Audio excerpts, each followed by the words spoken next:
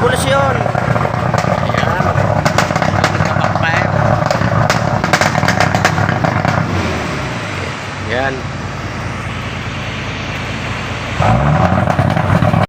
Ayan, ka-rescue. Mukhang mapalaban na naman tayo nito ngayon. Mukhang kakaibang trouble to. Nakita nyo naman. Minsan napakaitim ng usok.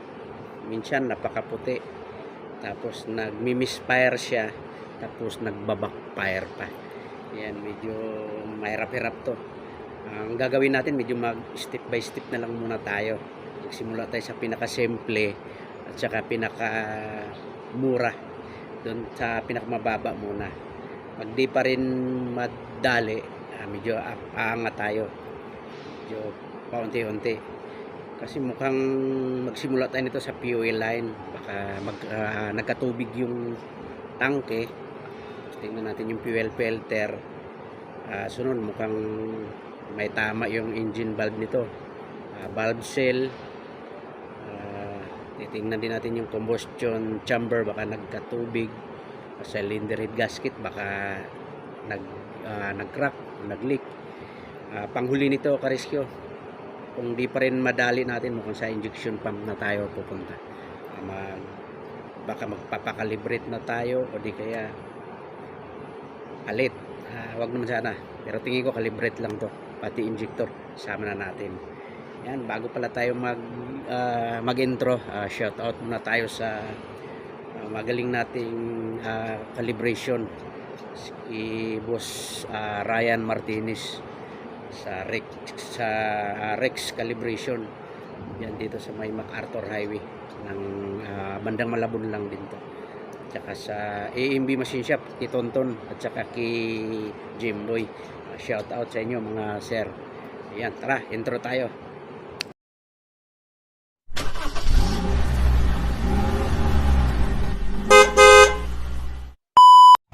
Yeah.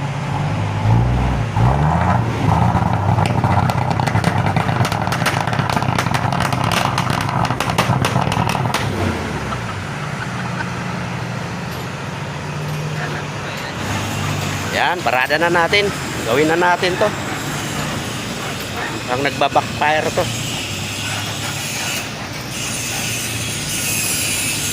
Yung nagbabackfire. Yan, pugak-pugak siya, backfire. Kailangan siguro natin baklasin cylinder head nito. Titingnan natin baka yung engine valve nito problema. Yung muffler nito. Titingnan natin engine valve. Buksan natin yung cylinder head niyan. Titingnan natin yung engine valve. Yan, baklas cylinder head. Malamang may tamang balbula.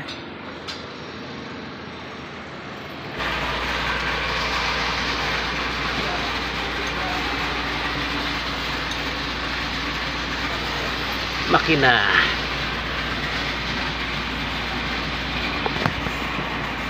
(6H-E1) Baklas na natin yung cylinder head natin. Ayan. Ayan, baklas na natin. Double check na lang natin yung engine valve nito. Titingnan natin kung anong dahilan kung bakit siya nagbabackfire.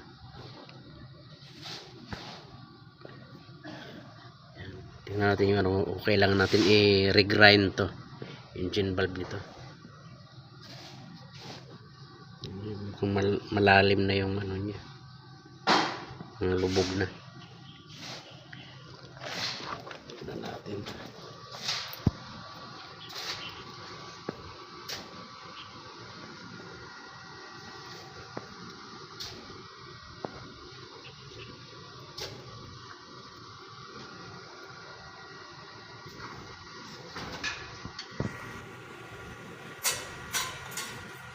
Yan, i-regrind na lang natin to. Mukhang makapal pa naman. Ano lang siya, may mga tama lang yung niya, pinaka valve fish niya. Tinataka na rin natin to. Yan, sa number 1 siya, exhaust valve number 1. Nagagamit lang tayo ng grinding compound. Yan, Yung pino may nakalagay fine, tapos yung magaspang coarse. Ito yung coarse. Yan. Unang grind yung magaspang muna. Ito. May nakasulat to coarse dito. Nabura lang. Yan. Tapos pagkatapos ng magaspang, pino naman. Yan. Tara. Grind na lang natin.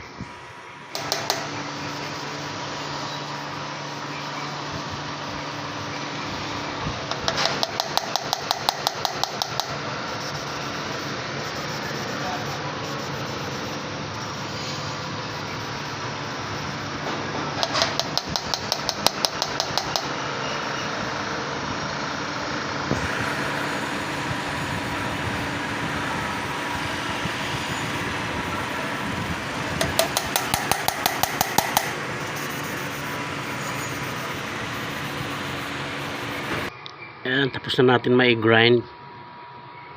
Ito na siya, makinis na ngayon. Ayan. Ito yung sa intake valve. Ayan. Ito yung dito. Ayan siya malaki. Ito naman yung sa exhaust niya. Ayan, yung number 1. Ayan. Makinis na rin siya. Ayan. Ito. Ayan, makinis na rin. Pinaka valve seat niya. Yan, lahat yan na ano na natin, na valve grind. Palitan na rin natin ng valve seal to.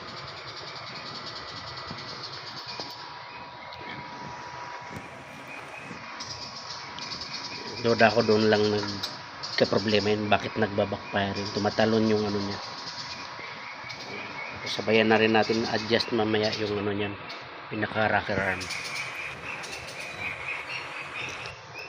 Ayan, dumating na yung in-order nating cylinder head gasket. Ayan, ito yung luma natin. Ayan, ito yung brand nyo. Mimihi brand 6HE1 head gasket. Dumating na rin yung ano natin, pinaka valve seal. Ayan, Inoki brand. Ayan, gandang klase rin to.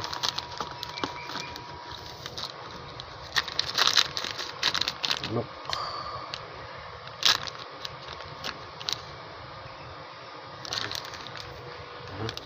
Salpak na natin itong valve seal. Kasunod na natin yung cylinder gasket. Ayan. Salpak na natin yung ano natin, cylinder head. Ayan. Inaantay na lang natin yung valve cover gasket. Ayan. Na valve grind na rin natin.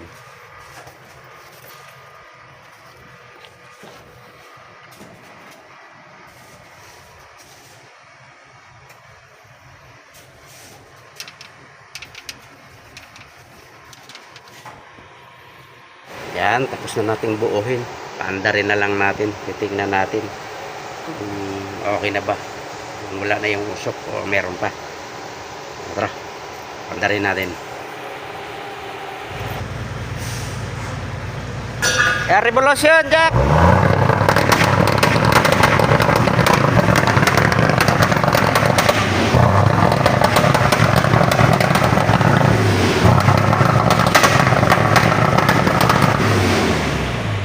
Ayan, napa-under natin. Mukhang mausok pa rin.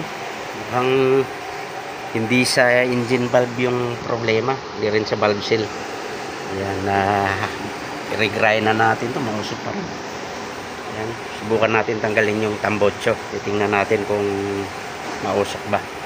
Tanggalin natin yung exhaust manifold. Tara. Tanggal exhaust manifold.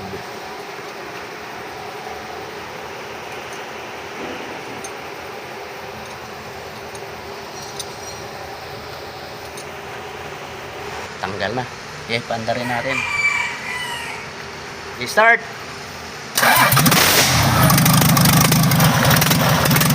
Okay, revolution mo dandahan.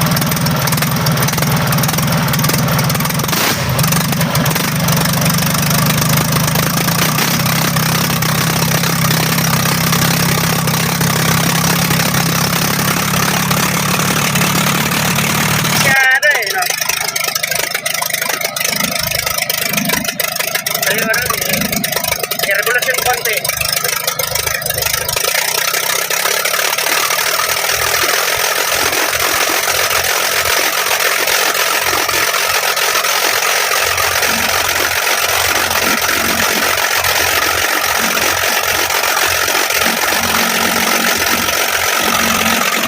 Yan, ka-rescue. Mukhang kailangan talagang ano to. Papakalibrate natin to. Mukhang nag-step by step na tayo. Wala pa rin. Pina-under na natin lahat. Yan, mukhang yung apat na to medyo maputi usok. Itong dalawa medyo digaano. Pero minsan pumuputi-puti din siya. Yan, kailangan na natin pakalibrate. Tatawag tayo ng calibration. Para siya na mabaklasin natin, para siya na rin magbalik. Tara, punta natin yung calibration. A few moments later. Ito na yung calibration natin. Okay, start. Start.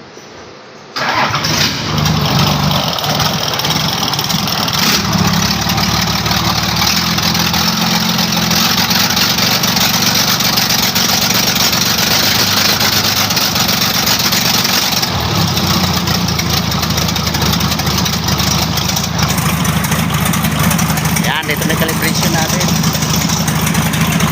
Yan.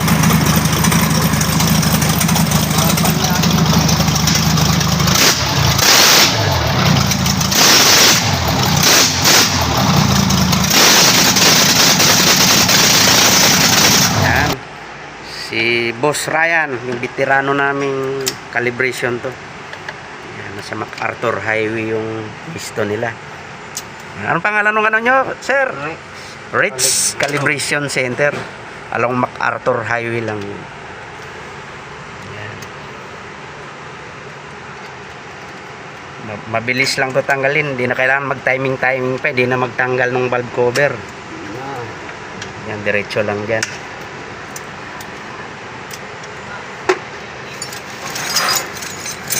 Ilang taon na kayo nagka-calibrate, sir?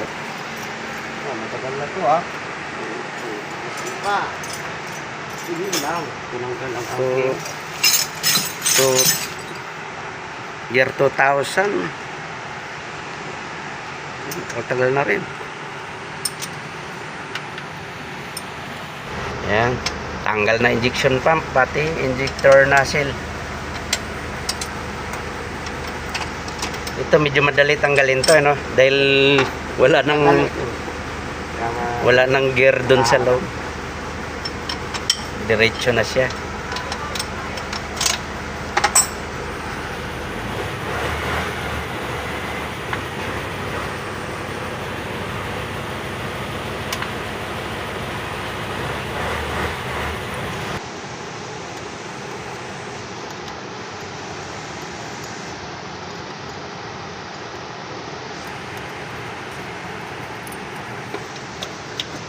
Bilis. Malawa na.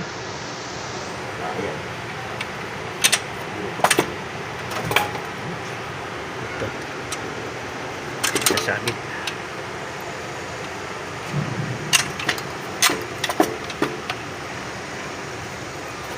Out.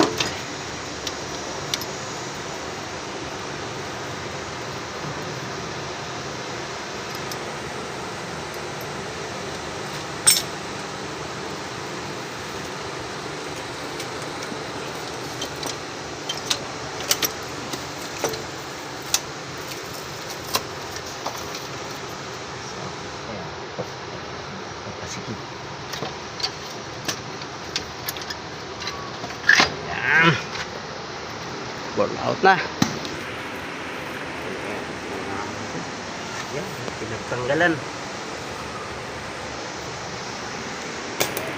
Yan. Pwede na. Pwede ito calibrate na.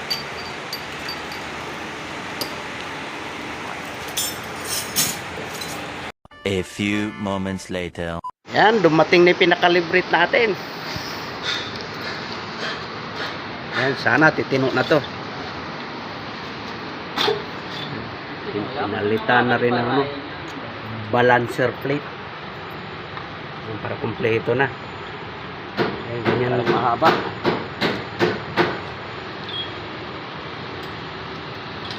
ganyan tumira si Boss Ryan.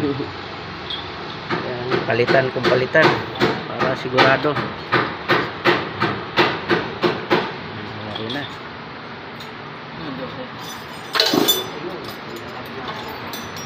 Salpa. Yan, pati injector nozzle. Bagong calibrate na rin.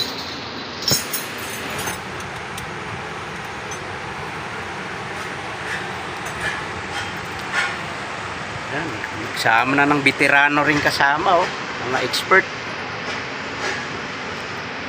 Sir, kaway naman dyan. Yan, yung mga veterans nating calibration.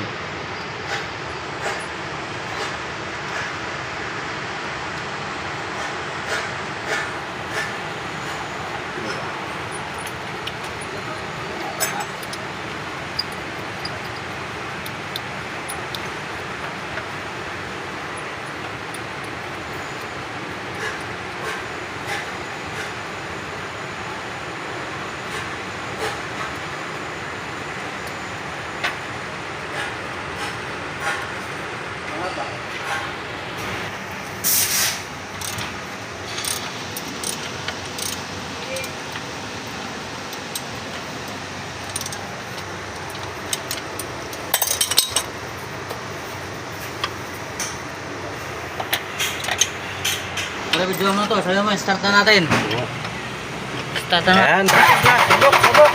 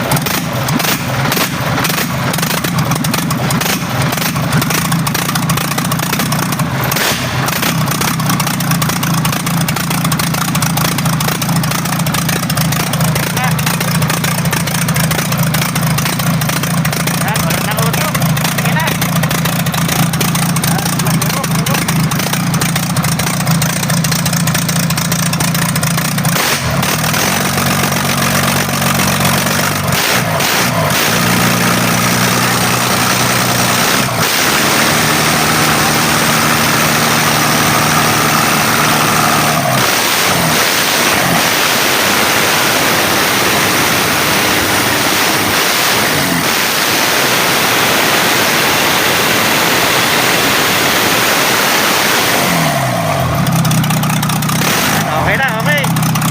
Nadali na. Wala nang kausok-usok. Yan, galing talaga si Boss Ryan.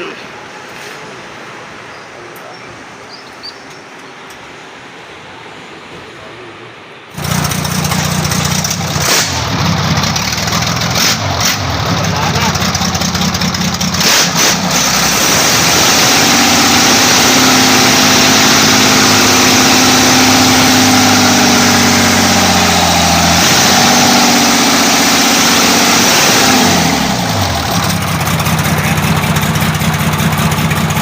Yan, tapos na natin buuhin. Yan, pinakalibrate natin. Subukan natin panda rin. Naguna natin pati air cleaner. Saka yung exhaust manifold. Yan, check na natin. Yan, tingnan natin. Start! Tapos revolution. Yan. Okay, revolution po. Yan, oh, ang laki ng kaibahan. Wala na. Oh, wala na yung parang pupurot-purot, backfire, wala na rin usok. Yan. Okay na. Okay na. Yan, laki na ng kaibahan. Ah, nang usok-usok. Okay na.